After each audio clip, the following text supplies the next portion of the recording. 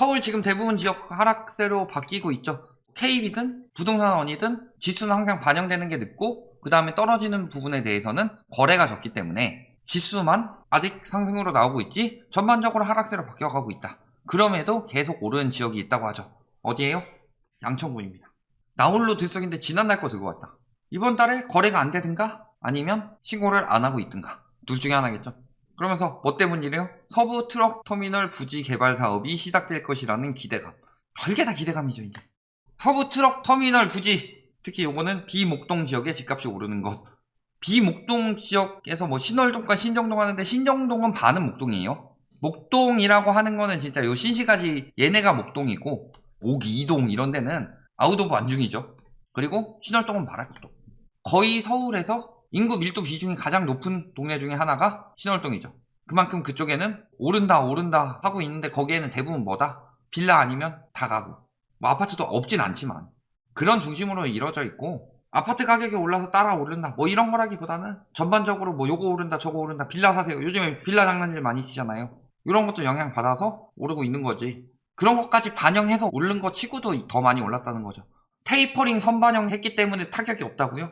테이퍼링은 선반영이 안 됐죠. 왜? 테이퍼링 할 것이다 라고 해서 달러 가치가 올라가진 않아요. 해야 올라가는 거지. 그런데 저런 것들은 다 이미 선반영 되어 있다. 2016년부터 이야기 나왔으면 2016년 거부터 계속 선반영 되어 있는 거예요. GTX 착공 당시부터 계속 선반영 되어 있는데 또 된다 해가지고 계속 올리고 있는 거지. 그거 선반영에 선반영됐기 때문에 그건 다 거품이다. 거래가 이렇게 되고 있습니다. 의심이 많이 가죠.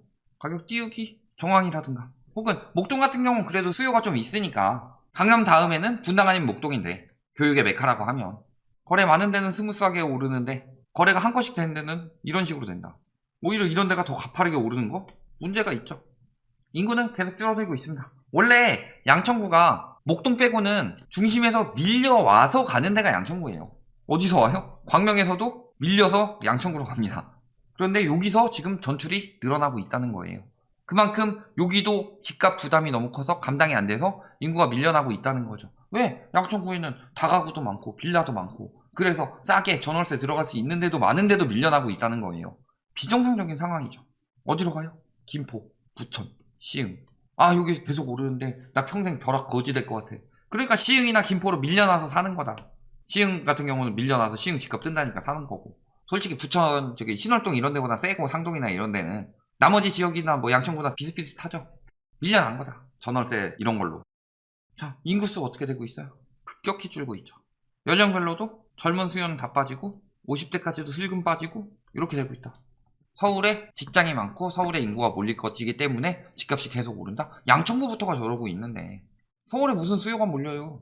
사고 싶은 사람은 많은데 집값 올려놨으니까 아무도 못 사고 오히려 서울에 있던 수요들이 밀려나서 경기도 사고 있는 판국인데 그리고 경기도 산 사람들은 물려가지고 다시 서울로 입성하기가 굉장히 힘들어진다. 그런데도 서울은 수요가 넘치고 집값이 계속 오른대요. 어디서 나온 논리예요 그게. 자, 서울 아파트 지금 손님도 없고 거래도 없답니다. 양천구 신월동 공인중개사는 뭐라 그래요?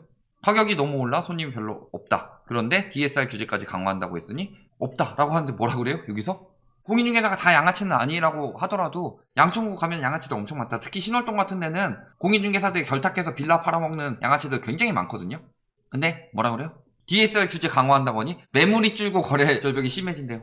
DSR 규제를 강화하는데 왜 매물이 줄어요? 수요가 줄지. 양도세 강화해서 매물이 줄었다. 요거 이해해 주겠어요. 왜? 양도세로 매물 줄어드는 건 맞아요. 그런데 수요가 더 줄어드니까 문제인 거지. 그런데 양도세 강화했다고 해서 매물이 확 주느냐? 그것도 심리상인 거고 낼 사람들이 조금 더 안 낸다 이 정도지. 매물 줄었어요? 저번에 영상에서 말했죠. 38,000건 안팎 36,000에서 4만 건 사이에 계속 이렇게 있다가 양도세 강화되니까 연말에 한번 늘어나고 6월 되기 전에 한번 이렇게 늘어나고 계속 이랬죠. 그런데 지금은 양도세 강화되는 것도 없는데 매물이 늘어나고 있다. 이게 무슨 뜻이에요? 양도세 강화 전에 팔아치우겠다도 아닌데 요때는 법인 매물 강화됐고 요때는 개인 매물 강화됐잖아요. 이번에 강화되는 거 있어요? 내년 6월은 돼야 강화될 텐데 매물이 늘어나고 있어요. 서울 전체적으로. 공인중개사가 뭐라고 하겠어요. 근데 여기 양천구 신월동 강서구 화곡동에 들어가는 공인중개사들 중에서 물론 양심적인 공인중개사들도 있습니다. 그런데 저런 인터뷰 따는 공인중개사 누구한테 땄겠어요? 양아치들한테 많이 따겠지. 그 양아치들은 대부분 뭐예요? 빌라파리들. 주민 주거환경 위협, 재건축 안전진단 완화해야 된다. 가중치가 현행에서는 구조 안전성, 시설 노후도 이게 비중이 높고 주거 환경, 비용 분석 뭐 이런 거 있는데 뭐를 늘리자는 거예요? 주거 환경을 늘리고 안전성을 줄이자. 근데 뭐라 그래요? 재건축 갑시다. 이번 정부 때 입주가 적었어요? 이번 정부는 입주는 전 정부랑 전전 정부에 비해서 훨씬 많았습니다. 그런데 공급 부족 타령은 이번 정부에서 제일 심하게 하고 있죠. 그러더니 갑자기 뭘 들고 왔어요? 순공급. 순공급이 적었다. 전 정부보다. 근데 순공급이 적은 이유는 뭐예요? 멸실이 많이 났기 때문이죠. 멸실이 많이 난 이유는 뭐예요? 재건축 재개발을 많이 했기 때문이죠. 재건축 재개발이 늘어난 이유 뭐예요? 재개발은 둘째치고 재건축이 늘어났기 때문이죠. 재건축이 늘어난 이유가 뭐예요? 재건축 연한 완화, 부동산 3법. 그런데 부동산 3법은 이제 다 없어졌죠. 2017년부터 제초안 들어갔고 분양가 상한제도 민간 택지에 적용한다고 하면서 이게 2020년에 적용됐죠. 그리고 조합원 1주택은 이미 2017년부터 끝났고, 그러니까 부동산 3법은 끝났더라도 할 수 있는 단지가 많아졌죠. 재건축 연한이 40년에서 30년을 줄었는데, 그러면 30년에서 40년 되는 아파트에서 재건축이 가능해졌기 때문에 얼마든지 도전할 수 있게 됐다. 그러니까 멸실이 이번 정부에 들어와서 급격히 늘었다. 그 법들이 2014년에 통과했고, 그때부터 준비하기 시작해서 조합 만들고 뭐 해가지고 때려 부수기 시작한 게 언제부터예요? 그게 다 이번 정부에 들어와서 멸실이 늘어난 거 아니에요. 그러면은 내년에 공급 부족 더 심각해진다는데 왜 지금 부숴야 돼요?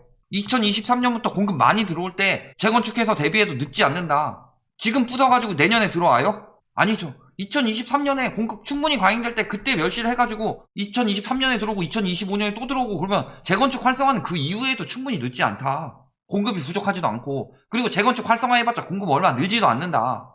사람들 뭐하고 있는 거예요? 재건축 많은 동네에서 주민들 표나 달라고 저게 진짜인 것처럼 이야기하고 있죠. 재건축이 일어난다면 2배 많은 5만 3천 세대의 주택 공급이 나오지만 그 재건축 부숴가지고 5년 동안 그 사람들 다 딴 데 떨어져 사는데, 목동 신시가지 다 부숴봐요. 전세가 폭등할걸요? 뭘로 공급한다고 그래요? 공공재개발로. 왜? 재개발 쌍수 들고 환영할 사람들 많으니까. 그런데 재개발하기 좋아요. 양천구 강서구는 빌라, 다가구 이런 것들이 많으니까 좋다는 거예요, 개발하기.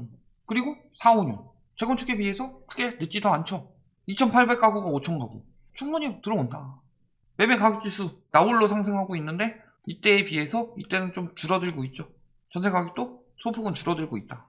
그리고 전세가율은 계속 떨어진다. 전세가율 얼마나 떨어졌는지 저거 지금 저렇게만 나오는데 전세가율 얼마나 떨어지는지 확인해 보셔야 됩니다. 왜냐면 목동이 진짜 거주하긴 좋죠. 그런데 목동은 물론 재건축 아파트 지금 굉장히 튼튼하게 지었지만 재건축 아파트이기 때문에 전세가가 올라가는 데는 한계가 있고, 그 외적 지역에서는 돈 많이 벌고 이런 사람들이 오는 동네가 아니기 때문에 보통 양천구는 밀려서 오죠. 무시하는 거 아니에요. 양천구 제가 살아봐서 알아요. 저렴한 맛에 오는 동네인데, 아니면은 그나마 목동 인근으로 가서 목동 학군을 이용해 보겠다. 보통 이런 동네죠. 전세가는 실수의 가격이기 때문에 물론 거품이 꼈지만 전세자금 대출로 인해서, 그렇지만 전세가에 비해서 매매가만 굉장히 폭등을 했다. 그러면은 받아줄 수요가 없다는 거죠. 갭이 벌어졌기 때문에. 외지인 매매 거래량, 외지인들이 들어오고 있다고는 하는데 과거에 비해서 확실히 많이 줄었죠. 그리고 저런 식으로 부추겨서 법인들 열심히 팔고 빠지고 있다. 매매 거래량은 전반적으로 줄어들고 있죠. 9월까지는 이미 신고 끝났어요. 120건. 20% 감소했죠. 그리고 아직 49건밖에 나오지 않았다. 그런데 신고가 비율은 아직도 높다는 거죠. 이게 얼마나 장난질을 치고 있다는 거냐. 거래량 박살이 났는데. 특히 담합 같은 건 장난 아니죠. 재건축은 둘째치고. 자, 거래 현황 볼게요. 매매 거래량 1위 신월 시형. 양천구에서 목동하고 있는데 사실 거래되고 있는 건 이런 아파트가 핵심이죠. 얘는 신정동이라도 목동이라고 보는 게 맞죠. 신시가지니까. 그랬을 때 거래량 많아졌다고 하는데 거래 뚝 끊겼죠. 보이세요? 벌어지는 거. 2억대 하던 게 지금 7억 하고 있는 거예요. 그래서 갭이 얼마나 벌어진 거예요? 전세가가 올랐음에도 불구하고 갭이 5억이에요. 5억으로 갭투기 들어갈 수 있어요? 미친 짓이죠. 갭이 얼마예요? 4억. 여기는 9억. 근데 요거는 재건축이니까 예외로 치더라도 이런 것도 이제 막 재건축이다 막 이러면서 들어가는 거죠. 시시하지. 다른 데들 말할 것도 없죠. 전세가율 엄청 벌어졌죠. 투기 수요가 들어갈 수 없는 상황이죠. 그러니까 실수요한테 팔아치우고 빠지는 거다. 매물 어때요? 맞아요. 매물잔금. 매매가 제일 빨리 급격히 늘고 있는데 차라리 오히려 전세가 빠졌죠. 서울 전반적으로 전세 쭉 늘었는데 양천구는 좀 빠졌었죠. 그래도 다시 늘어나고 있고, 월세도 마찬가지고. 수요가 뭘 찾고 있다는 거예요? 매매가 너무 올려니까 전세랑 월세만 찾고 있고, 그거에서 밀려나가지고 아까 이야기했던 뭐 시흥, 김포, 부천으로 밀려나고 있는 거다. 그런데 매매는 쭉쭉 늘어나고 있죠. 매물 잔금이요. 결론, 양천구에 지금 실수요가 들어갈 만한 가격이냐? 말도 안 되죠. 그러면은 투기 수요라도 들어가기 좋냐? 취득세, 양도세 이런 거 제외하고 지금 갭이 너무 벌어지고 있죠. 전세가율이 50%도 안 나온다. 어떻게 들어가요 저기에? 그 돈이면은 다른데 더 좋은 상급지도 충분히 투자할 수 있는데 나홀로 상승이라고 하는데 거래는 박살이죠. 한계가 있어요. 매물 잠금 탓하고 있는데 매물은 늘어나고 있고 거래량은 줄고 있다는 건 지금 수요가 급격히 빠지고 있다는 소리다. 이것만 보시면 앞으로의 시장이 답이 나올 것이다. 여기까지 말씀드리겠습니다.